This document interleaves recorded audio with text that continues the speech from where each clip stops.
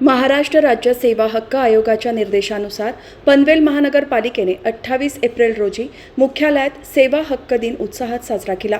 या प्रसंगी आयुक्त मंगेश चितळे यांच्या हस्ते सेवा हक्क दिनाची माहिती देणाऱ्या फलकाचे अनावरण करण्यात आले। तसेच उपस्थित अधिकारी आणि कर्मचाऱ्यांनी लोकसेवा हक्काबाबतची शपथ घेतली।